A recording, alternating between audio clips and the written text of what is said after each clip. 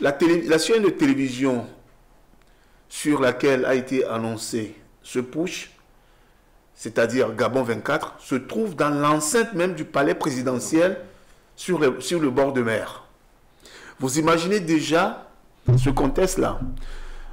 Annoncer un coup d'État sur une chaîne de télévision qui se trouve dans un palais présidentiel. Ça doit interroger. Parce que le palais présidentiel, c'est juste en face de la mer. Je connais bien là-bas. Et c'est un endroit qui est hyper gardé par la garde républicaine, justement. Oui, parmi les corps habillés au plateau ce matin, la garde républicaine en fait partie. Mais, bien sûr. Mais on ne peut pas laisser un palais présidentiel comme ça aux mains des gens dont on n'a pas confiance. Oui mais un peu comme au Niger récemment, c'est le patron de la garde présidentielle. Le contexte est différent. Le contexte est différent. Ça, le patron de la garde présidentielle est parti chez Tiani, d'après les informations, pour l'informer, pour le dissuader de ne pas libérer des terroristes arrêtés.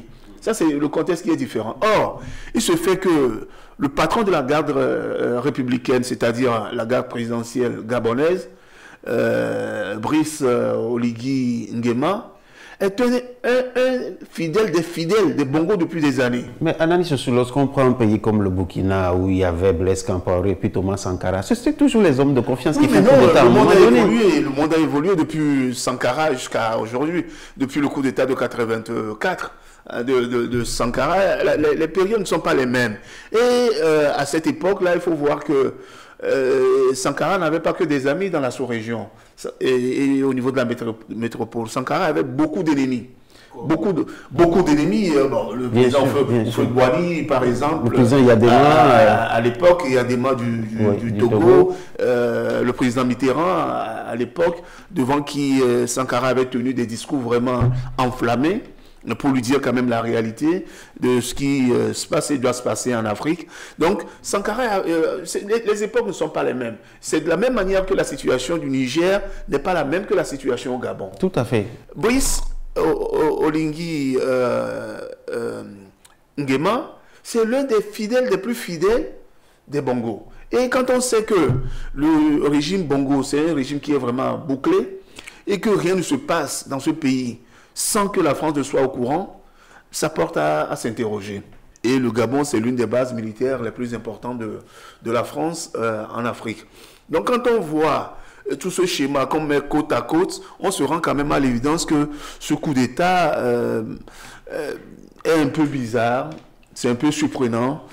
Et beaucoup d'analystes se disent, j'ai lu ce matin, que est-ce que la France ne serait peut-être pas derrière ce coup d'État pour essayer de couper l'herbe sous les pieds de vrais soldats patriotes, pour que le scénario malien, burkinabé et surtout nigérien ne se reproduise, pour que au moins le Gabon, un riche émirat en pétrole, en manganèse et en bois, ne soit aussi dans une certaine forme de rébellion contre la France, contre les intérêts de la France. Donc ce sont toutes les questions qui se posent.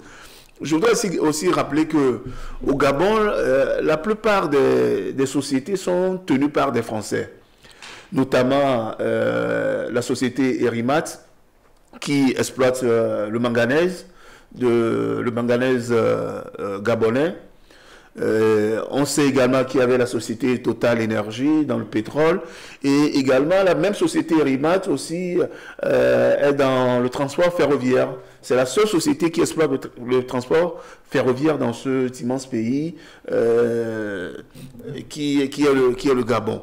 Donc quand on juxtapose ces données et on se réfère à l'actualité, on est en droit de s'interroger quand même sur l'objectif principal, ou bien qui sont les tenants, les aboutissants donc de ce coup d'État qui est en cours.